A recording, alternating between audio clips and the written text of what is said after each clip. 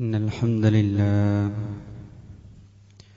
نحمده ونستعينه ونؤمن به ونتوكل عليه ونعوذ بالله من شرور أنفسنا ومن سيئات أعمالنا من يهده الله فلا مضل له ومن يضلله فلا هادي له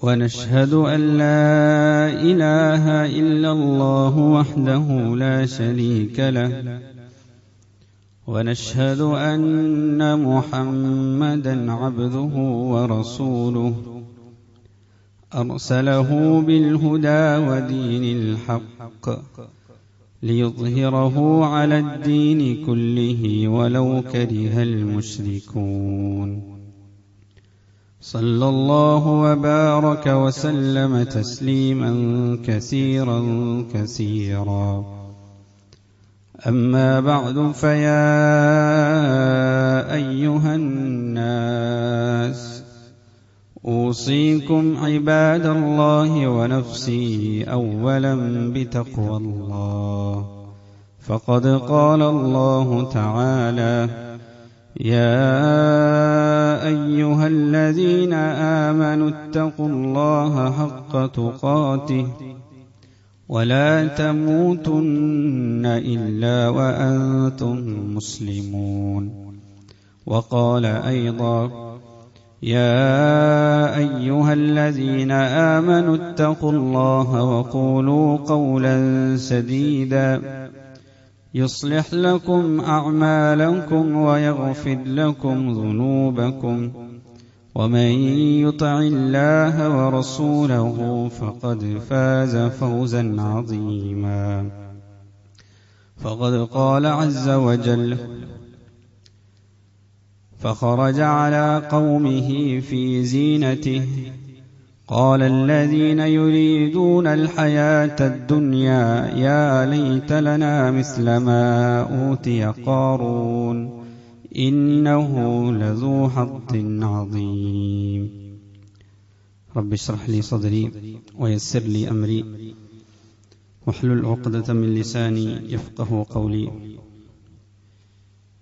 إن أريد إلا الإصلاح ما استطعت وما توفيقي إلا بالله عليه توكلت إليه أنيب അല്ലാഹു സുബ്ഹാനഹു വ തആലയെ തഖ്വ ചെയ്ത് സൂക്ഷിച്ച് അവന്റെ വിധിവിലക്കുകൾക്ക് ജീവിതത്തിൽ മുൻഗണന കൽപ്പിച്ച് ജീവിതത്തെ ചിട്ടപ്പെടുത്തണമേ എന്ന് ആദ്യമായി എൻ്റെ നഫ്സിനെയും തുടർന്ന് നിങ്ങൾ ഓരോരുത്തരെയും ഓർമ്മപ്പെടുത്തുകയാണ്, വസിയ്യത്ത് ചെയ്യുകയാണ്. അല്ലാഹു സുബ്ഹാനഹു വ തആല നാം ഏവരെയും അവന്റെ മുത്തഖികളായ തഖ്വയുള്ള സജ്ജനങ്ങളുടെ കൂട്ടത്തിൽ ഉൾപ്പെടുത്തി അനുഗ്രഹിക്കുമാറാകട്ടെ.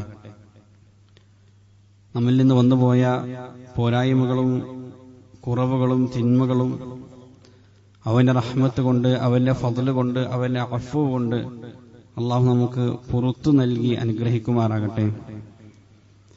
നമ്മിൽ പല രൂപത്തിൽ പ്രയാസങ്ങൾ അനുഭവിക്കുന്ന ആളുകളുണ്ട്, മനുഷ്യരുണ്ട്.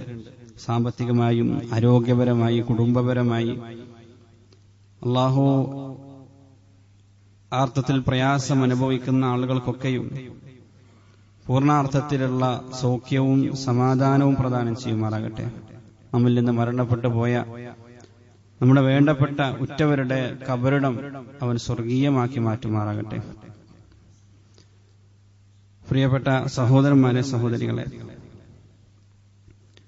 സൂറത്തുൽ ഖസസിൽ അല്ലാഹു സുബ്ഹാനഹു വ തആല നമുക്ക് ഖാറൂനിന്റെ ചരിത്രം പറഞ്ഞു നൽകുന്നുണ്ട്. മൂസ അലൈഹിസ്സലാമയുടെ സമൂഹത്തിൽ ജീവിച്ചിരുന്ന അതിസമ്പന്നനായ ഒരു വ്യക്തിയാണ് ഖാറൂൻ. ഖാറൂൻ ഉടമപ്പെടുത്തിയിരുന്ന വിഭവശേഷിയെക്കുറിച്ച്, സമ്പത്തിന്റെ ആധിക്യത്തെക്കുറിച്ച് അതേ സൂറത്തിൽ അള്ളാഹു നമുക്ക് വിവരിച്ചു നൽകുന്നുണ്ട്.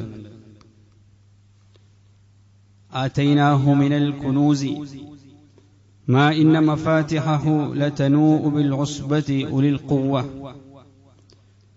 അദ്ദേഹത്തിന് നാം ചില ഖജനാവുകൾ ഉടമപ്പെടുത്തി കൊടുത്തു. വെള്ളി നാണയങ്ങളും സ്വർണ്ണ നാണയങ്ങളും ആഭരണങ്ങളും മുത്തും പവിഴവും എല്ലാം ഉൾക്കൊള്ളുന്ന വളരെ വലിയ നിരവധി ഖജനാവുകൾ നാം അദ്ദേഹത്തിന് ഉടമപ്പെടുത്തി കൊടുത്തു. ആതൈനാഹു മിനൽ കുനൂസ്. അതിന്റെ അളവെത്രയെന്ന് നമുക്ക് മനസ്സിലാക്കി തരാൻ ഖുർആൻ പ്രയോഗിച്ച രീതി ഇങ്ങനെയാണ്: മാ ഇന്ന മഫാതിഹഹു ലതനൂഉ ബിൽ ഉസ്ബതി ഉലിൽ ഖുവ. ആ ഖജനാവുകളുടെ വലുപ്പത്തെക്കുറിച്ച് നിങ്ങൾ ആലോചിക്കരുത്, അതിനെക്കുറിച്ച് നിങ്ങൾ ആലോചിക്കാൻ നിൽക്കട്ടെ. ആ ഖജനാവുകളുടെ താക്കോൽ കൂട്ടങ്ങൾ വഹിക്കുവാൻ വേണ്ടി മാത്രം ലതനൂഉ ബിൽ ഉസ്ബതി ഉലിൽ ഖുവ, ശക്തമായ ഒരു വലിയൊരു സൈന്യം, വലിയൊരു സംഘം അദ്ദേഹത്തിന്റെ ഖജനാവുകളുടെ താക്കോലുകൾ വഹിക്കാൻ വേണ്ടി മാത്രം വേണ്ടിയിരുന്നു എന്ന് ഖുർആൻ വിവരിക്കുമ്പോൾ അദ്ദേഹത്തിന്റെ സമ്പത്തിന്റെ ആധിക്യം നമുക്ക് അളക്കാവുന്നതേ ഉള്ളൂ, സങ്കല്പിക്കാവുന്നതേ ഉള്ളൂ. ഒരിക്കൽ അദ്ദേഹം അങ്ങേയറ്റത്തെ ഗർവോടുകൂടി അഹംഭാവത്തോടുകൂടി തന്റെ സമ്പത്ത് ആളുകൾക്കിടയിൽ പ്രദർശിപ്പിക്കാൻ, തന്റെ സമ്പത്തിന്റെ ആധിക്യം ആളുകളെ അറിയിക്കാൻ ഉദ്ദേശിച്ചുകൊണ്ട് വളരെ പ്രൗഢഗംഭീരമായ ഒരു യാത്ര പുറപ്പെടുന്നുണ്ട്. ആ യാത്രയെക്കുറിച്ച് സൂറത്തുൽ ഖസസിൽ തന്നെ അല്ലാഹു വിവരിക്കുന്നുണ്ട്. ഫഖറജ അലാ ഖൗമിഹി ഫീ സീനതി. അദ്ദേഹം അത്യാഡംബരത്തോടുകൂടി അലങ്കാരത്തോടുകൂടി തന്റെ സമൂഹത്തിലേക്ക് ഇറങ്ങി പുറപ്പെടാണ്. അദ്ദേഹത്തിന്റെ ആ സാമ്പത്തിക മികവ് കണ്ടുകൊണ്ട് ഏറ്റവും ഉന്നതമായ കുതിരകളും പടയങ്കികളും സേവകരും അദ്ദേഹം പോകുന്ന വഴിയിലെല്ലാം വാരി വിതറിക്കൊണ്ടിരിക്കുന്ന സ്വർണ്ണ നാണയങ്ങളും ഇതൊക്കെ കണ്ട് അവിടെ കൂടിയിരുന്ന ചില ആളുകൾ, അത് കണ്ടുകൊണ്ടിരുന്ന ചില ആളുകൾ ചില വർത്തമാനം, അവരുടെ ആശ, അവരുടെ ആഗ്രഹം പ്രകടിപ്പിക്കുകയാണ്. ഖുർആൻ വളരെ കൃത്യമായി അത് ഒപ്പിയെടുക്കുന്നുണ്ട്. قال الذين يريدون الحياة الدنيا يا ليت لنا مثل ما أوتي قارون. ചില ആളുകൾ ഇത് കണ്ട് ആശിച്ച് ആഗ്രഹിച്ചു പറഞ്ഞുപോയി, യാ ലൈത ലനാ മിസ്ല മാ ഊതിയ ഖാറൂൻ. ഈ ഖാറൂനിന് നൽകപ്പെട്ടതുപോലുള്ളത് ഞങ്ങൾക്കും നൽകപ്പെട്ടിട്ടുണ്ടായിരുന്നുവെങ്കിൽ, ഇന്നഹു ലദു ഹദ്ദിൻ അദീം, തീർച്ചയായും ഈ ഖാറൂൻ മഹാഭാഗ്യവാൻ തന്നെ. നമുക്കൊക്കെ അങ്ങനെ തോന്നാറുണ്ട്. ചിലപ്പോ സ്വപ്നതുല്യമായ ചില സൗധങ്ങള്, ചില കെട്ടിടങ്ങള്, അതല്ലെങ്കിൽ ആർത്ഥത്തിലുള്ള ഭവനങ്ങളൊക്കെ കാണുമ്പോൾ, അതല്ലെങ്കിൽ വിലപിടിപ്പുള്ള വാഹനങ്ങൾ കാണുമ്പോൾ, അതെങ്കിൽ നമ്മൾ ലഭിച്ചിട്ടില്ലാത്ത എന്തെങ്കിലും അനുഗ്രഹങ്ങൾ കാണുമ്പോൾ, ആർത്ഥത്തിൽ വിലപിടിപ്പുള്ള വസ്തുക്കൾ കാണുമ്പോൾ അറിയാതെ നമ്മുടെ മനസ്സിലൊരു ആഗ്രഹം വന്നു പോകും, എനിക്കത് സ്വന്തമാക്കാൻ പറ്റിയിട്ടുണ്ടായിരുന്നുവെങ്കിൽ, എനിക്കത് ലഭിച്ചിട്ടുണ്ടായിരുന്നുവെങ്കിൽ, അത് ലഭിച്ച ആൾ, അതിന്റെ ഉടമസ്ഥൻ എത്ര ഭാഗ്യവാനാണ് എന്നൊക്കെയുള്ള ചിന്തകൾ നമ്മുടെ മനസ്സിലും വന്നു പോകാറുണ്ട്. സത്യത്തിൽ നമ്മെ ഇവിടെ ഭയപ്പെടുത്തേണ്ടത് ആ രൂപത്തിൽ വർത്തമാനം പറഞ്ഞ ആശ, ആഗ്രഹം പ്രകടിപ്പിച്ച ആ ആളുകളെ ഖുർആൻ വിശേഷിപ്പിച്ചത് അല്ലദീന യുരീദൂനൽ ഹയാത്തദ് ദുനിയ, ഭൗതിക ജീവിതത്തെ മാത്രം ആഗ്രഹിക്കുന്ന, അതിനെ മാത്രം പ്രതീക്ഷിച്ച് ജീവിക്കുന്ന ദുനിയാവിന്റെ ആളുകൾ എന്നാണ് ഖുർആൻ ആ ആളുകളെ വിശേഷിപ്പിച്ചത്. അല്ലദീന യുരീദൂനൽ ഹയാത്തദ് ദുനിയ. അവരത് പറഞ്ഞു പോയത് ചെറിയ സമ്പത്ത് കണ്ടിട്ടല്ല, ഖാറൂനിന്റെ സമ്പത്ത് കണ്ടിട്ടാണ് അവരങ്ങനെ ആഗ്രഹിച്ചു പോയത്. ഇത് ഞങ്ങൾക്ക് കിട്ടിപ്പോയിരുന്നു, ഇതെന്തൊരു വലിയ ഭാഗ്യവാനാണ്, ചെറിയ സമ്പത്ത് കണ്ടിട്ടല്ല. എന്നിട്ട് പോലും ഖുർആൻ അവരെ വിശേഷിപ്പിച്ചത് അല്ലദീന യുരീദൂനൽ ഹയാത്തദ് ദുനിയ, ദുനിയാവിന് വേണ്ടി ജീവിക്കുന്ന, ദുനിയാവിനെ ആഗ്രഹിക്കുന്ന, ദുനിയാവിനെ മാത്രം പ്രതീക്ഷിക്കുന്ന ദുനിയവിയായ ആളുകൾ എന്നാണ് ഖുർആൻ അവരെ വിശേഷിപ്പിച്ചത്. ഇത് കേട്ട സന്ദർഭത്തിൽ അവിടെ മറ്റൊരു വിഭാഗമുണ്ടായിരുന്നു. ആ വിഭാഗം ഈ ആളുകളെ തിരുത്തുന്നതും ഖുർആൻ അവിടെ നമുക്ക് പറഞ്ഞു നൽകുന്നുണ്ട്. വഖാലല്ലദീന ഊതുൽ ഇൽമ വൈലകും സവാബുല്ലാഹി ഖൈറുൽ ലിമൻ ആമന വഅമില സാലിഹാ. അവിടെ കൂടിയിരുന്ന ചില ആളുകൾ പറഞ്ഞു, വൈലക്കും, ഇത് കേട്ടപ്പോ നിങ്ങൾക്ക് നാശം, സവാബുല്ലാഹി ഖൈറുൽ ലിമൻ ആമന വഅമില സാലിഹാ, അള്ളാഹുവിൽ വിശ്വസിക്കുകയും സൽക്കർമ്മം പ്രവർത്തിക്കുകയും ചെയ്യുന്ന ആളുകൾക്ക് അള്ളാഹു ഒരുക്കി വെച്ചിരിക്കുന്ന പ്രതിഫലം, സവാബ്, അത് ഇതിനേക്കാൾ എത്രയോ ഉത്തമമാണ് എന്ന് പറഞ്ഞ് അവരെ തിരുത്തുന്നുണ്ട്. ആ തിരുത്തുന്ന ആളുകളെ ഖുർആൻ വിശേഷിപ്പിച്ചത് അല്ലദീന ഊതുൽ ഇൽമ, ഇൽമ നൽകപ്പെട്ട ആളുകൾ, ജ്ഞാനം ലഭിച്ച ആളുകൾ, അറിവ് ലഭിച്ച ആളുകൾ എന്നതാണ്.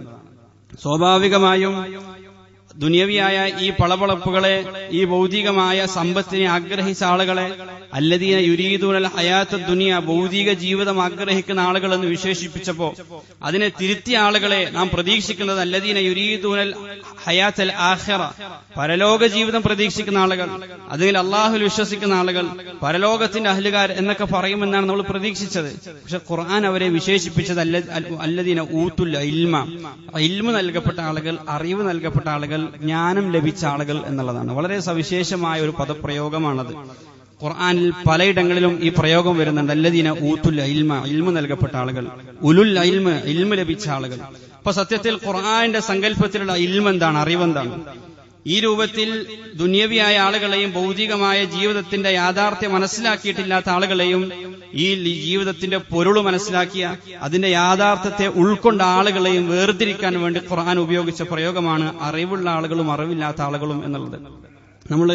നമ്മുടെ നാടിനെ കുറിച്ച് അങ്ങേയറ്റം അഭിമാനത്തോടുകൂടി പറയാറുണ്ട്. 100% സാക്ഷരതയുള്ള നാടാണ് നമ്മുടെ നാട്, നമ്മുടെ സംസ്ഥാനം. ഇവിടെയുള്ള ആളുകൾക്കൊക്കെ വിവരവും വിദ്യാഭ്യാസവും ഉണ്ട്. ഇവിടെയുള്ള ആളുകൾക്കൊക്കെ എഴുത്തും വായനവും അറിയാം. എല്ലാ ആളുകൾക്കും കൃത്യമായ രാഷ്ട്രീയമായ കൃത്യമായ നിരീക്ഷണങ്ങളൊക്കെ നടത്തുന്ന നല്ല വിവരമുള്ള ആളുകളാണ് നമ്മൾ എന്നൊക്കെ നമ്മൾ വീമ്പ് പറയാറുണ്ട്.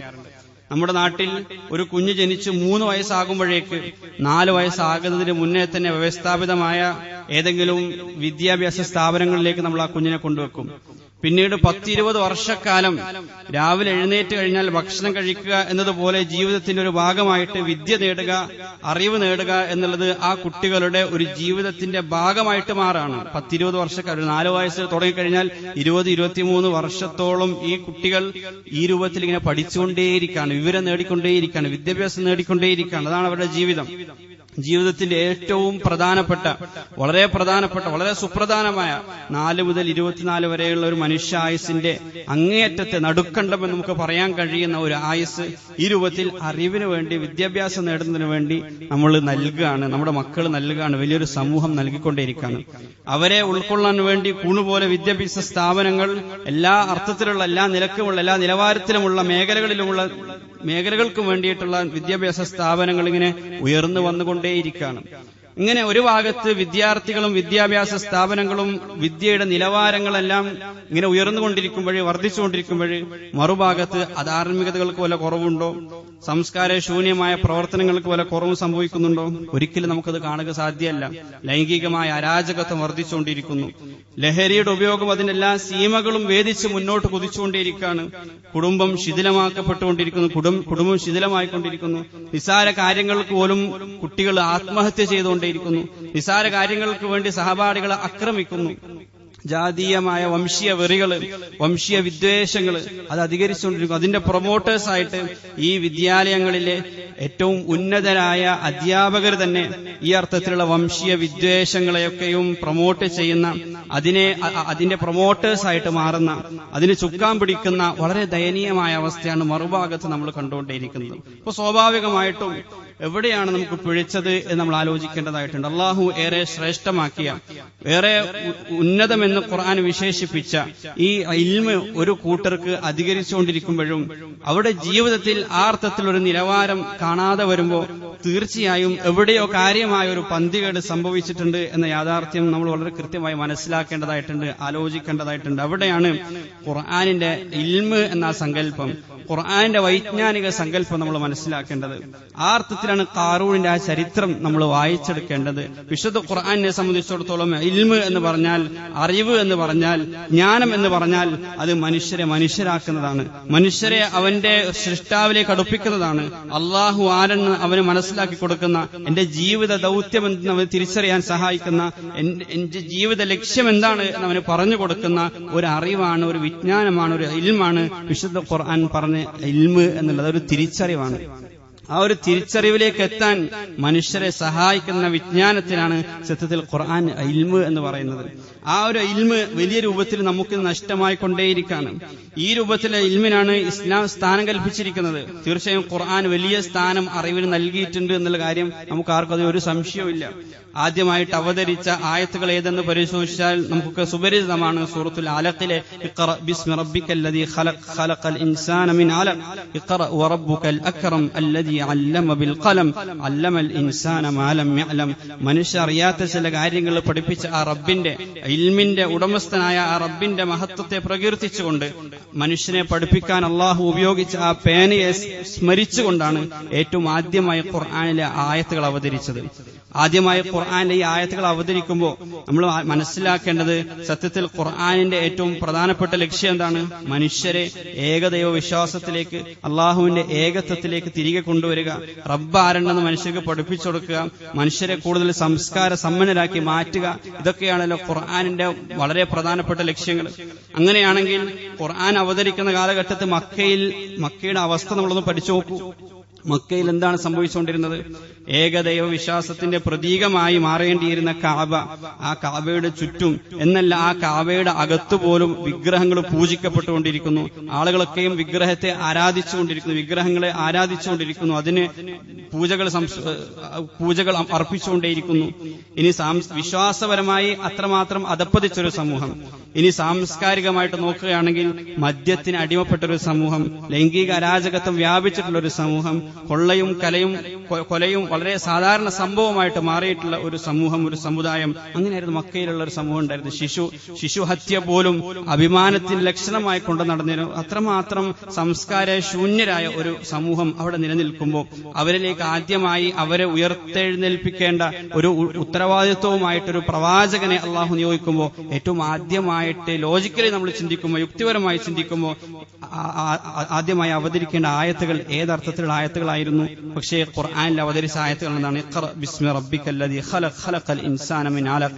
അല്ലാഹുവിനെ, റബ്ബിനെ കൂട്ടുപിടിച്ചുകൊണ്ട് വായിക്കാൻ പ്രേരിപ്പിക്കുന്ന, അറിവിന്റെ വീതിയിൽ, വിജ്ഞാന വീതിയിൽ മുന്നേറാൻ നമ്മെ സഹായിക്കുന്ന, അതിന് നമുക്ക് ആവേശം പകരുന്ന ചില ആയത്തുകളാണ് ഏറ്റവും ആദ്യമായിട്ട് ഖുർആനിൽ അവതരിച്ചത്. അഥവാ യഥാർത്ഥ ഇൽമ് ഒരാൾ കരസ്ഥമാക്കി കഴിഞ്ഞാൽ, യഥാർത്ഥ ഇൽമിന്റെ പാതയിൽ, വിജ്ഞാന വീതിയിൽ ഒരാൾ കടന്നു കഴിഞ്ഞാൽ സ്വാഭാവികമായിട്ടും അധാർമികതയിൽ നിന്ന് ധാർമ്മികതയിലേക്ക്, ധാർമ്മിക ജീവിതത്തിലേക്ക് അവർ മടങ്ങി വരും എന്നതാണ്. സ്വാഭാവികമായിട്ടും ബഹുദൈവ വിശ്വാസത്തിൽ നിന്ന് ഏകദൈവ വിശ്വാസത്തിലേക്ക് അവർ കടന്നു വരും. ആ പരിശുദ്ധമായ ആ ഇൽമ്, ആ യഥാർത്ഥ ഇൽമ് അവർക്ക് കരസ്ഥമാക്കി കഴിഞ്ഞാൽ ആ ഇൽമിലേക്കാണ് ഖുർആൻ നമ്മെ നയിക്കുന്നത്. ആ അറിവിലേക്കാണ് നമ്മുടെ മക്കളെ നമ്മൾ വഴി നടത്തേണ്ടത്.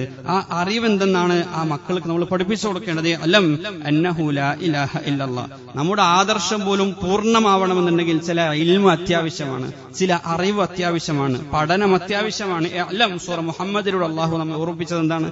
അലം, നിങ്ങൾ പഠിക്കണം, നിങ്ങൾ അറിയണം. അന്നഹു ലാ ഇലാഹ ഇല്ലല്ലാഹ്, അള്ളാഹു അല്ലാതെ മറ്റൊരു ഇലാഹുമില്ല എന്ന് നിങ്ങൾ നാവ് കൊണ്ട് പറഞ്ഞാൽ പോരാ. അലം, അത് നിങ്ങൾ അറിയണം എന്നുള്ളതാണ്. ഏകനായ അള്ളാഹുവിനെ നമുക്ക് അറിയാൻ കഴിയണം, ആ ഷഹാദത്ത് നമുക്ക് അറിയാൻ കഴിയണം. അത് അറിഞ്ഞുകൊണ്ട് ഉച്ചരിക്കുമ്പോഴാണ് നമ്മൾ യഥാർത്ഥ വിശ്വാസികളായിട്ട് മാറുന്നത്. അങ്ങനെ യഥാർത്ഥ ഇൽമു ലഭിച്ച ആളുകൾക്ക് മാത്രമേ അള്ളാഹുവിന്റെ ഏകത്വത്തെ പരിപൂർണാർത്ഥത്തിൽ ഉൾക്കൊള്ളാനും സാധിക്കുകയുള്ളൂ. ഷഹീദല്ലാഹു അന്നഹു ലാ ഇലാഹ ഇല്ലാ ഹുവ വൽ മലായികതു വ ഉലുൽ ഇൽമി. അള്ളാഹുവിന്റെ ഏകത്വത്തിന് സാക്ഷ്യം വഹിച്ചവർ ഏറ്റവും ആദ്യമായിട്ട് അള്ളാഹ് തന്നെയാണ്. ഷഹീദല്ലാഹ്, അള്ളാഹു സാക്ഷ്യം വഹിച്ചിരിക്കുന്നു. അന്നഹു ലാ ഇലാഹ ഇല്ലല്ലാഹ്, അള്ളാഹു അല്ലാതെ മറ്റൊരു ഇലാഹുമില്ല എന്നതിന് ഏറ്റവും ആദ്യത്തെ സാക്ഷ്യം അത് അള്ളാഹുവിന്റേതാണ്. രണ്ടാമതായി വൽ മലായിക, മാലാകമാർ സാക്ഷ്യം വഹിച്ചിരിക്കുന്നു അള്ളാഹു അല്ലാതെ മറ്റൊരു ഇലാഹുമില്ല എന്നതിന്.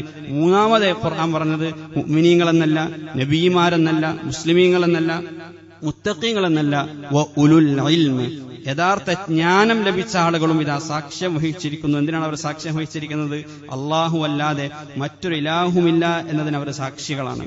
അതുകൊണ്ടാണ് റസൂൽ സല്ലല്ലാഹു അലൈഹി വസല്ലം തങ്ങൾ എല്ലാ അർത്ഥത്തിലുള്ള ഇൽമുകളെയും വിജ്ഞാനത്തെയും പ്രവാചകൻ പ്രചോദിപ്പിച്ചത്, അതിനുവേണ്ടി റസൂൽ പ്രേരിപ്പിച്ചത്. അതുകൊണ്ടാണ് നിരക്ഷകനായിരുന്ന റസൂൽ സല്ലല്ലാഹു അലൈഹി വസല്ലം തങ്ങൾ എന്നാൽ ആ നിരക്ഷത്വത്തിനെതിരെ അക്ഷരജ്ഞാനത്തിനു വേണ്ടി, വിജ്ഞാനത്തിനു വേണ്ടി പ്രവാചകൻ വലിയ പ്രോത്സാഹനങ്ങൾ നൽകിയിട്ടുണ്ടായിരുന്നു.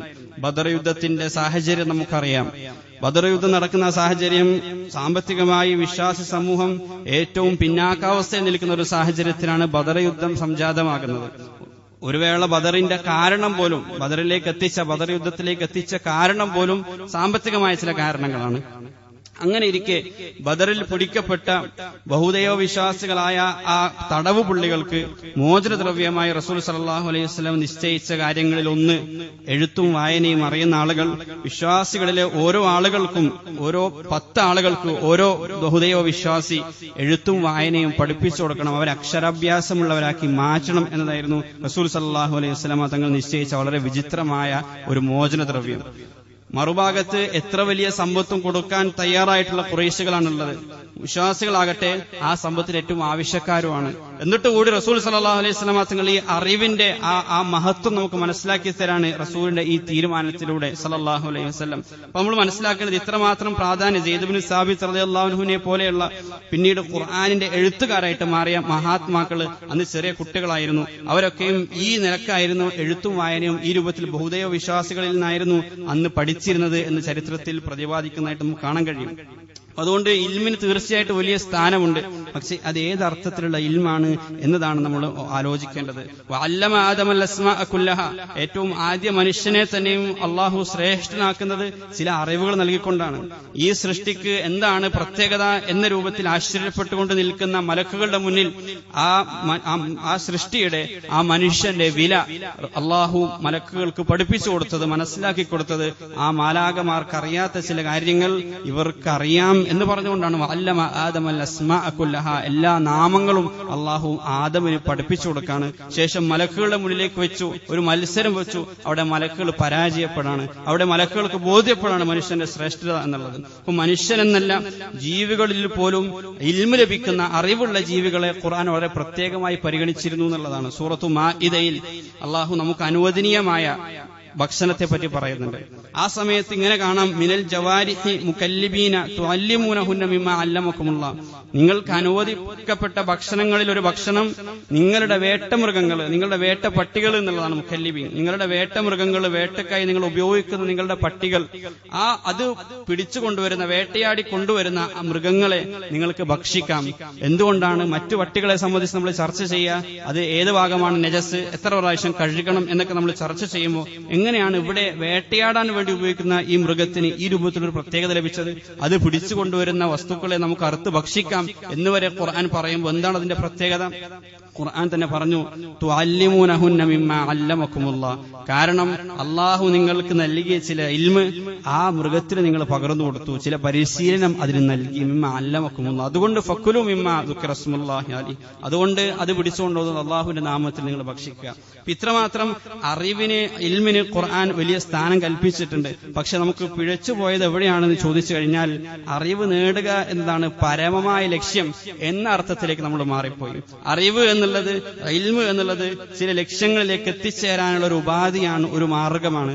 അതിനും അപ്പുറത്തേക്ക് അറിവ് നേടുക എന്നത് മാത്രം പരമമായ ലക്ഷ്യമായിട്ട് മാറിയപ്പോൾ, അറിവ് നൽകുക, പകർന്നു നൽകുക എന്നത് മാത്രം നമ്മുടെ പരമമായ ലക്ഷ്യമായിട്ട് മാറിയപ്പോൾ അവിടെ വലിയ രൂപത്തിലുള്ള അധപ്പതനം നമ്മുടെ സമൂഹത്തിൽ സംഭവിച്ചു. അറിവും വിവരവും വിദ്യാഭ്യാസവും കൂടുന്നുണ്ട്, പക്ഷെ അതിനനുസരിച്ച് ജീവിതത്തിൽ പ്രത്യേകിച്ച് മാറ്റങ്ങളില്ലാത്ത ഒരവസ്ഥ. ഇമാം ഷാത്തിബി റഹിമഹുല്ലാഹ് പറയുന്നുണ്ട്, ദീനിൽ ഒരറിവും അമലില്ലാത്ത ഒരറിവും ഇല്ല എന്ന് ഇമാം ഷാത്തിബി റഹിമഹുല്ലാഹ് പറയുന്നുണ്ട്. ഏത് അറിവ് നിങ്ങൾ നേടിയാലും അതുമായി ബന്ധപ്പെട്ടൊരു കർമ്മം തീർച്ചയായും നിങ്ങൾക്ക് ചെയ്യാനുണ്ടാവും. അതുമായി ബന്ധപ്പെട്ടൊരു നിലപാട് നിങ്ങളുടെ ജീവിതത്തിൽ മാറ്റാൻ നിങ്ങൾക്കുണ്ടാകും. അതുമായി ബന്ധപ്പെട്ട എന്തെങ്കിലും ഒരു പ്രവൃത്തി നിങ്ങളുടെ ജീവിതത്തിൽ ചെയ്യാൻ നിങ്ങൾക്ക് ഉണ്ടാകും എന്ന് ഇമാം ഷാത്തിബി പറയുന്നത്. അങ്ങനെ ഇല്ലാത്ത ഒരു അറിവും ഒരു ഇൽമും ദീനിലില്ല എന്ന് അദ്ദേഹം പറയുന്നുണ്ട്. റസൂൽ കരീം സല്ലല്ലാഹു അലൈഹി വസല്ലമ തങ്ങൾ നാളെ പരലോകത്തെത്തുമ്പോൾ അള്ളാഹുവിന്റെ മുന്നിൽ ചില ചോദ്യങ്ങൾക്ക് ഉത്തരം നൽകാതെ ഒരടി പോലും നമ്മുടെ പാദം മുന്നോട്ട് വെക്കാൻ കഴിയില്ല എന്ന് നമുക്ക് മുന്നറിയിപ്പ് നൽകിയപ്പോൾ അതിലൊരു ചോദ്യമായിട്ട് പ്രവാചകൻ നമ്മെ പഠിപ്പിച്ചത് അൻ ഇൽമിൻ മാദാ അമിലബി, ചില ഇൽമിനെ കുറിച്ച്, അറിവിനെ കുറിച്ച് അള്ളാഹു നമ്മോട് ചോദിക്കും. എന്ത് നേടി എന്നുള്ളതല്ല, എത്ര പഠിച്ചു എന്നുള്ളതല്ല, മാദാ അമിലബിഹി, അറിഞ്ഞതനുസരിച്ച് എന്താണ് പ്രവർത്തിച്ചത് എന്ന് അള്ളാഹു ചോദിക്കും. ഇങ്ങനെ നാം അറിഞ്ഞ ഖുതുബകളിലൂടെ, മറ്റിതര ക്ലാസുകളിലൂടെ, മറ്റിതര സംവിധാനങ്ങളിലൂടെ ജീവിതത്തിൽ എത്രയെത്ര അറിവുകളാണ് നാം നേടിക്കൊണ്ടിരിക്കുന്നത്. പക്ഷെ ആ അറിവിനൊത്ത് എന്ത് മാറ്റമാണ്, പരിഷ്കാരമാണ് നമ്മുടെ ജീവിതത്തിൽ കൊണ്ടുവന്നിട്ടുള്ളത് നമ്മൾ ആലോചിക്കുക. ഏതർത്ഥത്തിലുള്ള പരിവർത്തനമാണ് നാം നേടിക്കൊണ്ടിരിക്കുന്ന ഈ അറിവുകൾ നമ്മുടെ ജീവിതത്തിൽ, നമ്മുടെ സംസ്കാരത്തിൽ, നമ്മുടെ സംസാരത്തിലും, നമ്മുടെ ഇരുത്തത്തിലും, നടത്തത്തിലും, നമ്മുടെ സ്വഭാവത്തിലും ഉണ്ടാക്കിയ മാറ്റം എത്രയാണ്? നമ്മുടെ കുടുംബ ജീവിതത്തിൽ, നമ്മുടെ സാമ്പത്തിക ജീവിതത്തിൽ, നമ്മുടെ അച്ചടക്കത്തിലൊക്കെയും ഈ അറിവ് റസൂലുമായിട്ടുള്ള നമ്മുടെ ബന്ധത്തിൽ, അള്ളാഹുമായിട്ടുള്ള നമ്മുടെ ബന്ധത്തിൽ ഈ അറിവ് ഏത് രൂപത്തിലുള്ള മാറ്റമാണ് ഉണ്ടാക്കിക്കൊണ്ടിരിക്കുന്നത്? നാം ഉൾക്കൊള്ളുന്ന ഈ അറിവ് അത് അമലായി, കർമ്മമായി പരിവർത്തിക്കപ്പെടുന്നില്ലെങ്കിൽ, അത് ആ അർത്ഥത്തിൽ പ്രായോഗികവൽക്കരിക്കപ്പെടുന്നുണ്ടെങ്കിൽ അത് ജീവനില്ലാത്ത അറിവുകളാണ്. അതുകൊണ്ട് പ്രത്യേകിച്ച് ഒരു ഉപകാരം നമുക്കില്ല, നമ്മൾ മനസ്സിലാക്കുക. എന്നല്ല, ഉപകാരമില്ലെന്നല്ല, അത് പരലോകത്ത് നമുക്കൊരു ബാധ്യതയായിട്ട് മാറുകയും ചെയ്യും. കോഴിക്കോടേക്ക് പോകാൻ ഈ ഭാഗത്തേക്ക് പോവുക, ഈ ദിശയിലേക്ക് പോവുക, ഇന്നൊരു സൂചിക, ഒരു പലക നമ്മൾ കാണുകയാണ്, ഒരു ദിശാസൂചിക നമ്മൾ കാണുകയാണ്. ആ ദിശാസൂചക നമ്മൾ ഒരുപാട് വായിച്ച് പഠിച്ച് മനസ്സിലാക്കി അത് മനഃപ്പാടമാക്കി അതിന്റെ കീഴിൽ തന്നെ കിടന്നുറങ്ങി. അതുകൊണ്ട് നമുക്ക് എന്ത് പ്രയോജനം? ഒരു പ്രയോജനമില്ല. ആ ദിശാസൂചക ഉപയോഗിച്ച് നമ്മുടെ ലക്ഷ്യത്തിലേക്ക് എത്താൻ ആ അറിവിനെ നമ്മൾ ഉപയോഗപ്പെടുത്തുമ്പോൾ മാത്രമേ അത് നമുക്ക് ഉപകാരപ്പെടുകയുള്ളൂ. ഈ രൂപത്തിൽ ഖുർആൻ നമ്മൾ പഠിക്കുന്നു, അതിന്റെ ആശയങ്ങൾ നമ്മൾ പഠിക്കുന്നു, അത് നമ്മൾ മനഃപ്പാടാക്കുന്നു, ഹദീസുകൾ കേൾക്കുന്നു, ഒരുപാട് കാര്യങ്ങൾ വായിക്കുന്നു. അതല്ല അതിന്റെ ലക്ഷ്യം. അതിലൂടെ ചില ലക്ഷ്യങ്ങളിലേക്ക് നമ്മൾ എത്തിച്ചേരേണ്ടതായിട്ടുണ്ട്. അതിലൂടെ ചില പരിവർത്തനങ്ങൾ നമ്മുടെ ജീവിതത്തിൽ ഉണ്ടാകേണ്ടതായിട്ടുണ്ട്. അത്തരം ആളുകളെ, ജീവിതത്തിൽ പരിവർത്തനമില്ലാത്ത, മാറ്റം കൊണ്ടുവരാത്ത ആളുകളെ അതികഠിനമായി ഖുർആൻ വിമർശിക്കുന്നുണ്ട്. ഒരാൾ അറിവ് നേടി എന്നതുകൊണ്ട് മാത്രം ഒരാളെയും ഏറ്റവും പരിശുദ്ധരായിട്ട് ഖുർആൻ നമുക്ക് പറഞ്ഞു നൽകുന്നില്ല. എന്നല്ല, നിരവധി അറിവുള്ള പണ്ഡിതന്മാരെ അതിശക്തമായിട്ട് ഖുർആൻ വിമർശിക്കുന്നതായിട്ട് നമുക്ക് കാണാൻ കഴിയും. മസലുല്ലദീന ഹുമ്മിലു തൗറാത സുമ്മ ലം യഹ്മിലുഹാ കമസലിൽ ഹിമാരി യഹ്മിലു അസ്ഫാറ. തൗറാത്തിന്റെ വിജ്ഞാനം, തൗറാത്തിന്റെ അറിവുകളൊക്കെ നൽകപ്പെട്ട യഹൂദ പണ്ഡിതന്മാരെ കുറിച്ച് ഖുർആൻ വിവരിച്ചത് എന്താണ്? സുമ്മലം യഹ്മിലുഹ, തൗറാത്ത് അവർക്ക് നൽകി, പക്ഷേ അതിന്റെ ഉത്തരവാദിത്തങ്ങൾ വഹിക്കാൻ അവർ തയ്യാറായില്ല. അതിന് അറിവുകളൊക്കെ വിജ്ഞാനങ്ങളൊക്കെ അവർ കൃത്യമായി ആവാഹിച്ചു, അത് മനഃപ്പാടമാക്കി, അത് മനസ്സിലാക്കി. പക്ഷേ സുമ്മലം യഹ്മിലുഹ, അതിലെ ഉത്തരവാദിത്തങ്ങൾ അവർ വഹിക്കാൻ തയ്യാറായില്ല. അവരെ ഖുർആൻ ഉപമിച്ചത് എന്തിനോടാണ്? കമസലിൽ ഹിമാർ, കഴുതകളോടാണ്. യഹ്മിലു അസ്ഫാറൻ, പുസ്തകത്തിന്റെ ഏടുകൾ ചുമന്ന് നടക്കുന്ന, ജീവിതത്തിൽ അതുകൊണ്ട് പ്രത്യേകിച്ച് യാതൊരു നേട്ടവുമില്ലാത്ത, ഭാരം മാത്രം നേട്ടമായിട്ട് ലഭിച്ചിട്ടുള്ള ഒരു കഴുതയോടാണ് ഖുർആൻ അത്തരം ആളുകളെ ഉദാഹരിച്ചിട്ടുള്ളത്, ഉപമിച്ചിട്ടുള്ളത്.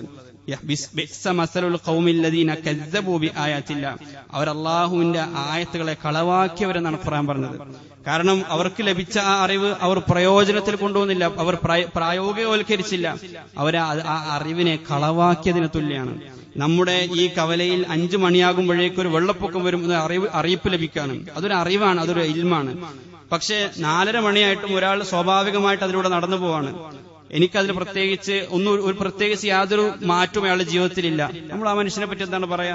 ആ വാർത്തയെ കളവാക്കിയവനാണ്. അതുകൊണ്ട് ജീവിതത്തിൽ പ്രത്യേകിച്ച് ഒരു ഉപകാരവും ആ മനുഷ്യനുണ്ടായില്ല എന്നുള്ളത് പോലെ ഖുർആനിലൂടെ ഒരുപാട് മുന്നറിയിപ്പുകൾ ലഭിക്കുന്നു, ഒരുപാട് സന്തോഷ വാർത്തകൾ, ഒരുപാട് കൽപ്പനകൾ, ഇതൊക്കെ കേൾക്കുന്നു, അത് ജീവിതത്തിൽ മനഃപ്പാടാക്കുന്നു അല്ലെങ്കിൽ അറിയുന്നു. അതിനപ്പുറത്തേക്ക് ജീവിതത്തിൽ ഒരു മാറ്റം സംഭവിക്കുന്നില്ലെങ്കിൽ, പലിശയെപ്പറ്റി ഒരുപാട് കേട്ടിട്ടും വീണ്ടും പള്ളിയിൽ നിന്ന് പോയി പലിശയുമായിട്ട് തന്നെ ഇടപാട് നടത്തുകയാണെങ്കിൽ, കൈക്കൂലിയെക്കുറിച്ച് ഒരുപാട് കേൾക്കുന്നു, വീണ്ടും നമ്മൾ കൈക്കൂലി വാങ്ങുകയും കൊടുക്കുകയും ചെയ്യുകയാണെങ്കിൽ, നീതിയെക്കുറിച്ച് ഒരുപാട് സംസാരിക്കുന്നു, ആചാരമാകുന്നു, വീണ്ടും അനീതിക്ക് വേണ്ടി പുറത്തുപോയി സാക്ഷ്യം പറയുകയാണെങ്കിൽ, നമ്മൾ മനസ്സിലാക്കേണ്ടത് ആ അറിവ് നമുക്ക് ലഭിക്കാത്തത് പോലെയാണ്. ആ അറിവുകൊണ്ട് പ്രത്യേകിച്ച് ഒരു ഉപകാരം നമുക്ക് ഉണ്ടായിട്ടില്ല. പുരോഹിതരായ ചില ആളുകളെ ഖുർആൻ വിശേഷിപ്പിച്ചത് അഹ്ബാർ എന്നാണ്. അഹ്ബാറുകൾ, അൽ അഹ്ബാർ വർ റുഹ്ബാൻ. ഹിബർ എന്ന് പറഞ്ഞാൽ മഷിക്കുപ്പി എന്നാണ് അർത്ഥം. ഈ പണ്ഡിതന്മാരെ അഹ്ബാറുകൾ എന്ന് പറയാൻ കാരണം ഇവര് പുസ്തകങ്ങളുമായിട്ട് ഇങ്ങനെ കെട്ടിമറിഞ്ഞത് കാരണം എന്നും അവരുടെ കൈകളിൽ മഷി പുരണ്ടിരുന്നു എന്നുള്ളതാണ്. എന്നും എഴുത്തും വായനയുമായിട്ട് ഇങ്ങനെ കഴിഞ്ഞുകൂടിയത് കാരണം കൈകളിൽ മുഴുവൻ മഷിയായിരുന്നു. അതുകൊണ്ട് അവർ അഹ്ബാറുകൾ എന്ന് ഖുർആൻ വിശേഷിപ്പിച്ചു.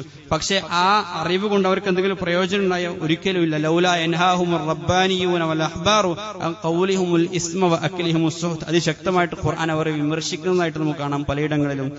അവരുടെ സമൂഹത്തിലുള്ള ആളുകൾ തിന്മ തിന്നു, അധാർമികമായിട്ട് മറ്റുള്ളവർ അന്യരുടെ വസ്തുക്കൾ തിന്നുകയും അവർ മോശമായ സംസ്കാരം കൊണ്ടു നടക്കുകയും തിന്മകൾ അധികരിപ്പിക്കുകയും ചെയ്തു. അതിലവർ മത്സരിച്ചു. വതറാ കസീറൻ മിൻഹും യുസാരിഊന ഫിൽ ഇസ്മി വൽ ഉദ്വാനി വഅക്ലിഹിമുസ് സുഹ്ത്. ഇത് ഖുർആൻ പറഞ്ഞു, ലൗലാ യൻഹാഹുമുർ റബ്ബാനിയൂൻ വൽ അഹ്ബാർ. ഈ പണ്ഡിതന്മാർ, ഈ പുരോഹിതന്മാർ എന്തുകൊണ്ടാണ് അതിനെതിരിൽ ആ സമൂഹത്തിൽ നിലപാട് സ്വീകരിക്കാത്തത് എന്ന് ഖുർആൻ ചോദിക്കാണ്. ഇന്ന കസീറൻ മിനൽ അഹ്ബാരി വർ റുഹ്ബാനി ലയഅകുലൂന അംവാലൻ നാസ് ബിൽ ബാത്തിൽ. എന്നല്ല, പല അഹ്ബാറുകളും പല പുരോഹിതരും പണ്ഡിതന്മാരും അവർ ജനങ്ങളുടെ സമ്പത്ത് അന്യായമായി ഭക്ഷിക്കുന്നവരാണ് എന്ന് ഖുർആൻ പറയാണ്. അഫതത്മഊന അൻ യുഅ്മിനൂ ലക്കും വഖദ് കാന ഫരീഖും മിൻഹും യസ്മഊന കലാമല്ലാഹ്. മദീനയിലേക്ക് എത്തിയ വിശ്വാസികൾ അവിടെ ഉണ്ടായിരുന്ന പുരോഹിതന്മാരുടെ നിലപാട് കണ്ട് ആശ്ചര്യപ്പെട്ടു പോയി. എന്തുകൊണ്ടാണ് ഇവർ ഇസ്ലാം സ്വീകരിക്കാത്തത്? കാരണം മുഹാജിറുകളായ ആളുകൾ കരുതിയത് മക്കയിൽ 13 വർഷക്കാലം ഞങ്ങൾ ദഅവത്ത് ചെയ്തിട്ടും കാര്യമായ ബഹുദൈവ വിശ്വാസികളൊന്നും ഇസ്ലാമിലേക്ക് വരാതിരിക്കാൻ കാരണം അവർക്ക് പരലോകത്തെ സംബന്ധിച്ചോ പ്രവാചകന്മാരെ സംബന്ധിച്ചോ വേദഗ്രന്ഥത്തെ സംബന്ധിച്ചോ ഒന്നും കൃത്യമായി അറിവില്ലാത്തത് കൊണ്ടാണ് എന്നായിരുന്നു അവർ ധരിച്ചത്. അപ്പൊ മദീനയിലേക്ക് എത്തിയപ്പോ നുബുവത്ത് എന്താണെന്നറിയാം, പ്രവാചകന്മാരെന്തെന്നറിയാം, വേദഗ്രന്ഥം എന്തെന്നറിയാം, പരലോകം എന്താണെന്നറിയാം, മലക്കുകളെ പരിചയമുണ്ട്. അങ്ങനെയുള്ള ഒരു സമൂഹത്തിലേക്ക് എത്തുമ്പോൾ തീർച്ചയായിട്ടും ഈ ഖുർആൻ അവർക്ക് പെട്ടെന്ന് കണക്ട് ആകും, അവർ പെട്ടെന്ന് തന്നെ ഇസ്ലാമിലേക്ക് വരും എന്നായിരുന്നു വിശ്വാസികൾ ധരിച്ചിരുന്നത്. പക്ഷേ അവരുടെ ആ ധാരണ തെറ്റിയപ്പോ ഖുർആൻ ആ ധാരണയെ പറ്റി പറയുന്നുണ്ട്. അഫതത്മഊന അൻ യുഅ്മിനൂ ലക്കും വഖദ് കാന ഫരീഖും മിൻഹും യസ്മഊന കലാമല്ലാഹ്. നിങ്ങൾ എന്താണ് അവരെ പറ്റി കരുതിയത്? അവരപ്പോഴേക്കും ഇസ്ലാമിലേക്ക് കടന്നു വരും എന്നാണോ നിങ്ങൾ കരുതിയത്? അവർക്ക് അറിവില്ലാത്തത് കൊണ്ടാണ് അവർ ഇസ്ലാമിലേക്ക് വരാത്തത് എന്നാണോ നിങ്ങൾ കരുതിയത്? വഖദ് കാന ഫരീഖും മിൻഹും യസ്മഊന കലാമല്ലാഹ് സുമ്മ യുഹർരിഫൂനഹു മിൻ ബഅദി മാ അഖലൂഹു വഹും യഅലമൂൻ. ഏറ്റവും നന്നായി അള്ളാഹുവിന്റെ വേദഗ്രന്ഥത്തെ ഉൾക്കൊണ്ട ആളുകളാണ് അവർ. അതിനുശേഷം അവരുടെ ഭൗതികമായ ഇച്ഛകൾക്ക് താല്പര്യങ്ങൾക്ക് വേണ്ടി അതിൽ തിരുത്തുകൾ വരുത്താൻ മാത്രം അഗ്രഗണ്യരായ ആളുകളാണ് അവർ. അതുകൊണ്ട് അവര് എന്തുകൊണ്ട് ഇസ്ലാമിലേക്ക് വരുന്നില്ല എന്ന് നിങ്ങൾ ആശ്ചര്യപ്പെടരുത്. അൻസാറുകളായ പല സഹാബാക്കളും ഇസ്ലാം സ്വീകരിച്ചത് തന്നെയും മുൻകാലങ്ങളിൽ ഒരു പ്രവാചകൻ വരാനുണ്ടെന്നും ആ പ്രവാചകന്റെ ലക്ഷണങ്ങൾ എന്താണെന്നും ഈ പുരോഹിതന്മാരുടെ നാവിൽ നിന്ന് കേട്ടിട്ടുണ്ടായിരുന്നു. അതനുസരിച്ചായിരുന്നു റസൂലിനെ കണ്ടപ്പോ ഇത് സാക്ഷാൽ പ്രവാചകനാണ് എന്ന് മനസ്സിലാക്കി അവർ ഇസ്ലാമിലേക്ക് വന്നത്.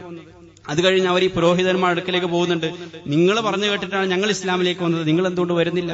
അവിടെയാണ് ഖുർആൻ ഈ പ്രയോഗം, ഈ ആയത്ത് അവതരിപ്പിച്ചത്. വഖദ് കാന ഫരീഖും മിൻഹും യസ്മഊന കലാമല്ലാഹ്. മൂസാ നബിയുടെ കാലഘട്ടത്തിൽ അവർ അള്ളാഹിനെ നേരിട്ട് കേട്ടിട്ടുണ്ട്, എന്നിട്ട് പോലും അവർക്ക് പ്രത്യേകിച്ച് മനംമാറ്റം ഉണ്ടായിട്ടില്ല. അതുകൊണ്ട് അവർ പ്രത്യേകിച്ച് മാറും എന്ന് നിങ്ങൾ കരുതരുത്. നമ്മൾ മനസ്സിലാക്കേണ്ടത് അറിവ് എന്നുള്ളത് നമ്മുടെ പരമമായ ലക്ഷ്യമല്ല. ആ അറിവിലൂടെ നമ്മുടെ ജീവിതത്തിൽ എന്തെങ്കിലും മാറ്റം ഉണ്ടാവണം. ഒരുപാട് ഖുർആൻ ക്ലാസ് കേട്ടു എന്നതുകൊണ്ട് നമ്മുടെ ജീവിതത്തിൽ പ്രത്യേകിച്ച് മാറ്റമൊന്നും ഉണ്ടാവില്ല. ആ കേട്ട കാര്യങ്ങൾ നമ്മുടെ ജീവിതത്തിൽ പ്രായോഗികവൽക്കരിക്കാൻ നമുക്ക് പറ്റണം. അവിടെയാണ് സഹാബാക്കളും അല്ലാത്തവരും വ്യത്യസ്തരായത്. സഹാബാക്കളെ സംബന്ധിച്ചിടത്തോളം ഒരു ആയത്ത് കേട്ട് കഴിഞ്ഞാൽ അവർ അതിനെ മനസ്സിലാക്കിയിരുന്നത് അത് ആ നിമിഷത്തിൽ ഞങ്ങളുടെ ജീവിതത്തിലേക്ക് പകർത്താനുള്ളതാണ് എന്നുള്ളതാണ്. ഫവല്ലി വജ്ഹക ശത്റൽ മസ്ജിദുൽ ഹറാം. നിങ്ങൾ ഇനി നിങ്ങളുടെ ഖിബ്ല ഇതാ മാറിയിരിക്കുന്നു, മസ്ജിദുൽ ഹറാമിലേക്ക് തിരിയുക എന്ന ആയത്ത് അവതരിച്ചപ്പോ നമസ്കാരത്തിൽ തന്നെ സഹാബാക്കള് ഖിബ്ല മാറ്റി നമസ്കരിക്കണം. നമസ്കാരത്തിൽ തന്നെ അവർ മാറി നിൽക്കുകയാണ്. വലിയദ്രിബിന ബിഖുമുരിഹിന്ന അലാ ജുയൂബിഹിന്ന. നിങ്ങളുടെ മേൽക്കുപ്പായ നിങ്ങളുടെ മുന്നിലേക്ക് മാരടങ്ങളിലേക്ക് താഴ്ത്തുക എന്ന ആയത്ത് അവതരിച്ചപ്പോ മുന്നിൽ കണ്ട വസ്ത്രങ്ങൾ കീറി, അവരുടെ ഉടുത്തിരിക്കുന്ന വസ്ത്രങ്ങളിൽ അധികം കീറിയിട്ടൊക്കെ അവർ ആ സമയത്ത് തന്നെ ഹിജാബ് ധരിക്കാണ്. ഇന്നവൽ ഖംറു വൽ മൈസ്റു വൽ അൻസാബ് വൽ അസ്ലാം രിജുസും മിൻ അമലി ശൈത്വാൻ ഫജ്തനിബു. ഇനിയെങ്കിലും ഈ മദ്യം ഉപേക്ഷിച്ചുകൂടെ എന്ന് പറയുമ്പോഴേക്ക് അവിടെ ഉണ്ടായിരുന്ന മുഴുവൻ മദ്യവും മദ്യക്കുപ്പികളും അവർ വലിച്ചെറിഞ്ഞ് മദ്യത്തിന്റെ ഒരു ഉറവ തന്നെ മദീനയിൽ രൂപപ്പെടാണ്. ഈ രൂപത്തിലായിരുന്നു അവർ ഖുർആനെ സമീപിച്ചിരുന്നത്. അതുകൊണ്ടാണ് അവർ റസൂൽ സല്ലല്ലാഹു അലൈഹി വസല്ലം തങ്ങൾ മരണപ്പെടുമ്പോൾ സഹാബാക്കളിൽ എത്ര ഹാഫിദീങ്ങൾ ഉണ്ടായെന്ന് ചോദിച്ചാൽ വളരെ വിരലിലുണ്ടാവുന്ന കുറച്ച് ആളുകൾ മാത്രമേ ഖുർആൻ പരിപൂർണമായി മനഃപ്പാഠമാക്കിയ ആളുകൾ ഉണ്ടായിരുന്നുള്ളൂ. പക്ഷേ അവർ ഖുർആനെ ഉൾക്കൊണ്ടിരുന്നു എന്നുള്ളതാണ്. കാന ഖുലുഖുഹു അൽ ഖുർആൻ എന്ന് റസൂൽ സല്ലല്ലാഹു അലൈഹി വസല്ലം തങ്ങളെ പറ്റി പറഞ്ഞിട്ടുള്ള ഹദീസ് നമ്മൾ നിരവധി തവണ കേട്ടിട്ടുണ്ട്. ഐ കാന യഅമലു ബിഹി എന്ന് പറഞ്ഞാൽ പ്രവാചകൻ ഖുർആൻ അനുസരിച്ച് ജീവിക്കുമായിരുന്നു. പ്രവാചകന്റെ ഓരോ നിലപാടുകളും ഖുർആൻ അനുസരിച്ചുള്ളതായിരുന്നു. ഈ രൂപത്തിൽ അറിവിലൂടെ നമുക്ക് അള്ളാഹുലേക്ക് എത്തിച്ചേരാൻ കഴിയണം. അറിവിലൂടെ അള്ളാഹുവിനെ അറിയാൻ നമുക്ക് കഴിയണം. അറിയുന്ന കാര്യങ്ങൾ ജീവിതത്തിൽ പ്രായോഗികവൽക്കരിക്കാൻ നമ്മൾ തയ്യാറാകണം. അള്ളാഹുവിനെ കുറിച്ചുള്ള അറിവുകൾക്ക് നമ്മൾ ജീവിതത്തിൽ മുൻഗണന നൽകണം. ഇപ്പോ അക്കാഡമിക് തീരുമാനങ്ങൾ നമ്മൾ എടുക്കുന്ന, വിദ്യാഭ്യാസപരമായ തീരുമാനങ്ങൾ എടുക്കുന്ന ഒരു സമയമാണ് മക്കളുടെ. ഈ സമയത്ത് നമ്മൾ തീർച്ചയായിട്ടും നമ്മുടെ റസൂൽ സല്ലല്ലാഹു അലൈഹി വസല്ലം തങ്ങൾ പറഞ്ഞു, മൻ സലക ത്വരീഖൻ യൽതമിസു ഫീഹി ഇൽമൻ സഹലല്ലാഹു ലഹു ത്വരീഖൻ ഇലൽ ജന്ന. വിദ്യ തേടി ഒരാൾ യാത്ര പുറപ്പെട്ടാൽ, ഇൽമിന്റെ പാതയിലേക്ക് ഒരാൾ പ്രവേശിച്ചാൽ അള്ളാഹു അയാൾക്ക് സ്വർഗത്തിന്റെ പാത എളുപ്പമാക്കി കൊടുക്കുന്നതാണ്. പക്ഷേ ഇന്നത്തെ നമ്മുടെ ഒരു സാഹചര്യത്തിൽ മക്കളെ നമ്മൾ ഇൽമിന്റെ പാതയിലേക്ക് അയക്കുമ്പോൾ നരകത്തിന്റെ പാതയിലേക്ക് അയക്കുന്നതിന് തുല്യമായിട്ട് നമുക്ക് തോന്നാണ്. നരകത്തിന്റെ പാതകൾ അവിടെ മുന്നിലേക്ക് മലക്കെ തുറക്കപ്പെടാണ്, അധാർമിക തിന്മകൾ. ഈ ഒരു സാഹചര്യത്തിൽ ഇസ്ലാമികമായ സംസ്കാരം ഉൾക്കൊണ്ടുകൊണ്ട് നടത്തപ്പെടുന്ന സ്ഥാപനങ്ങളെ നമ്മൾ കൃത്യമായി തിരിച്ചറിയുകയും അതിനെ സപ്പോർട്ട് ചെയ്യാൻ നമ്മൾ തയ്യാറാവുകയും ചെയ്യേണ്ടതായിട്ടുണ്ട്. പ്രത്യേകിച്ച് ദീനീ വിജ്ഞാനങ്ങൾ നൽകുന്ന ഇസ്ലാമിക സ്ഥാപനങ്ങൾ ഒരിക്കലും നമ്മൾ അവയെ കൈയൊഴിയാതിരിക്കുക എന്നുള്ളത് ഒരു ഉമ്മത്ത് എന്ന നിലയ്ക്ക് നമ്മുടെ ഒരു ബാധ്യതയാണ്. അതിനെ കൈയൊഴിയാതിരിക്കുക എന്ന് പറഞ്ഞാൽ അതിന് സംഭാവനകൾ നൽകുക എന്നുള്ളതല്ല. അതിനെ സംഭാവനകൾ നൽകുക, സാമ്പത്തികമായി അതിനെ സപ്പോർട്ട് ചെയ്യുക എന്നത് മാത്രമല്ല. ഒരുപക്ഷെ നമ്മൾ ലക്ഷങ്ങളും കോടികളും ഇസ്ലാമിക വിദ്യാഭ്യാസ സ്ഥാപനങ്ങൾക്ക് നമ്മൾ നൽകുന്നുണ്ടാവും. പക്ഷേ നമ്മുടെ രക്തത്തിൽ പറഞ്ഞൊരു കുട്ടി അത്തരം സ്ഥാപനങ്ങളിൽ എവിടെയുണ്ടോ എന്ന് ചോദിച്ചാൽ ചിലപ്പോൾ നമുക്ക് പറയാൻ കഴിയും, അതെ ഞങ്ങളുടെ കുട്ടികൾക്കുള്ളതല്ല, അത് വേറെ ചില മക്കൾക്കുള്ളതാണ് എന്ന രൂപത്തിലുള്ള നിലപാടാണ് നമ്മൾ സ്വീകരിക്കുന്നതെങ്കിൽ അത് അത്യന്തം അപകടകരമായ ഒരു നിലപാടാണ്. സമ്പത്ത് അള്ളാഹുവിന്റെ മാർഗത്തിൽ നൽകുന്നത് പോലെ നമ്മുടെ മക്കളിൽ, നമ്മുടെ ചോരയിൽ പിറന്ന ചില മക്കളെ അള്ളാഹുവിന്റെ മാർഗത്തിൽ ബലിയായി നൽകാൻ മറിയം ബീവി പറഞ്ഞതുപോലെ ഇന്നി നദർതു ലക മാ ഫീ ബത്നി മുഹററ, അള്ളാഹുവെ എന്റെ വയറ്റിലുള്ള ഈ കുഞ്ഞിനെ നിന്റെ മാർഗത്തെ ഞാനിതാ നേർച്ചയാക്കിയിരിക്കുന്നു എന്ന് പറയുന്നത് പോലെ നമ്മുടെ സന്താനങ്ങളിൽ, നമ്മുടെ കുടുംബങ്ങളിൽ ചില മക്കളെ അള്ളാഹുവിന്റെ മാർഗത്തിൽ നൽകാൻ നമ്മൾ തയ്യാറാകണം. അങ്ങനെ തയ്യാറായതുകൊണ്ടാണ് മസ്ജിദുൽ അഖ്സയുടെ വിമോചകനായ സലാഹുദ്ദീൻ അയ്യൂബി ഉണ്ടായിട്ടുള്ളത്. അങ്ങനെ ചില മാതാവ് തീരുമാനമെടുത്തത് കൊണ്ടാണ് ഇമാം ഷാഫിയും ഇമാം അഹ്മദുൻ ഹംബലുമാരും ഉണ്ടായിട്ടുള്ളത്. അങ്ങനെ ചില തീരുമാനങ്ങൾ എടുത്തതുകൊണ്ടാണ് ഉമറുൽ അബ്ദുൽ അസീസ് ഉണ്ടായിട്ടുള്ളത്. അങ്ങനെ ചില തീരുമാനങ്ങൾ എടുത്തുകൊണ്ടാണ് ഈ ലോകത്ത് ഇമാം ബുഖാരി ഉണ്ടായിട്ടുള്ളത്.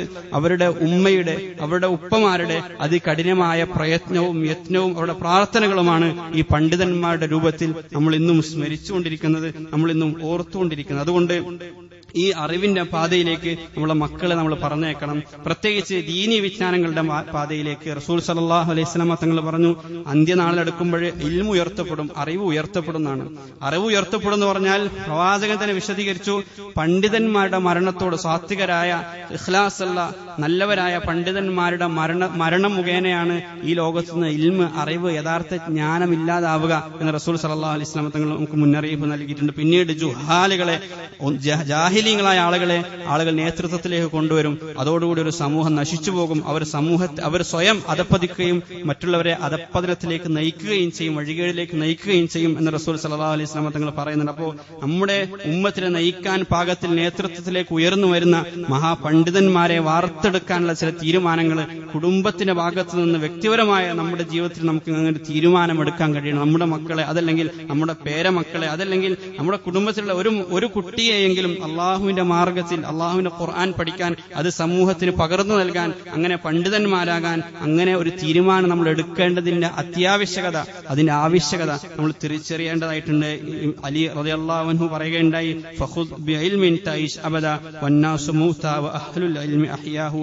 നിങ്ങൾ സമ്പത്തിന് വേണ്ടി പണിയെടുത്താൽ സമ്പത്തിനെ നിങ്ങൾ സംരക്ഷിക്കണം, പക്ഷേ ഇൽമ് നിങ്ങളെ സംരക്ഷിക്കും. അതുകൊണ്ട് ഫഖുദ് ബിഇൽമിൻ തഈഷ് അബദ, നിങ്ങൾ അറിവ് കരസ്ഥമാക്കുക, എന്നെന്നും നിങ്ങൾക്ക് ജീവിക്കാം. മനുഷ്യരെല്ലാം മരിച്ചുപോകും. അഹ്ലുൽ ഇൽമി അഹ്യാഉ, യഥാർത്ഥ ജ്ഞാനത്തിന്റെ ആളുകളെ എന്നെന്നും ജീവിക്കുന്നുള്ളൂ. അത് ഭൗതികമാകട്ടെ ആത്മീയമാകട്ടെ, യഥാർത്ഥ ഇൽമിന്റെ ആളുകൾ എന്നെന്നും ജീവിച്ചിരിക്കും. അല്ലാഹു സുബ്ഹാനഹു വ തആല ആ അർത്ഥത്തിൽ യഥാർത്ഥ വിജ്ഞാനത്തിന്റെ, ജ്ഞാനത്തിന്റെ, അള്ളാഹുവിലേക്ക് അടുക്കുന്ന, അള്ളാഹുവിനെ തിരിച്ചറിയാൻ സാധിക്കുന്ന ഇൽമ് അള്ളാഹു നമുക്ക് നൽകി അനുഗ്രഹിക്കുമാറാകട്ടെ. അങ്ങനെയുള്ള ഇൽമിന്റെ മേഖലയിലേക്ക് നമ്മുടെ മക്കളെ പറഞ്ഞേക്കാൻ, നമ്മുടെ മക്കൾ ഏത് മേഖലയിലാണെങ്കിലും അതിലൂടെ അള്ളാഹുവിനെ കണ്ടെത്താൻ അള്ളാഹു അവർക്ക് കരുണ നൽകുമാറാകട്ടെ. അതിന് അള്ളാഹു അവർക്ക് സൗഭാഗ്യം ചെയ്ത് അനുഗ്രഹിക്കുമാറാകട്ടെ. അള്ളാഹു നമ്മെയും നമ്മെ വേണ്ടപ്പെട്ടവരെയും യഥാർത്ഥ ജ്ഞാനികളായ ആളുകളുടെ കൂട്ടത്തിൽ ഉൾപ്പെടുത്തി അനുഗ്രഹിക്കുമാറാകട്ടെ. ജഹാലത്തിൽ നിന്ന്, അന്ധതയിൽ നിന്ന് അള്ളാഹു നമ്മെ കാത്ത് രക്ഷിക്കുമാറാകട്ടെ. നമ്മുടെ മക്കൾക്ക് ഇഹലോകത്തും പരലോകത്തും ഉന്നതമായ വിജയം അള്ളാഹു നൽകി പ്രദാനം ചെയ്യുമാറാകട്ടെ. വആഖിറു ദുആഇ അനിൽ ഹംദുലില്ലാഹി റബ്ബിൽ ആലമീൻ.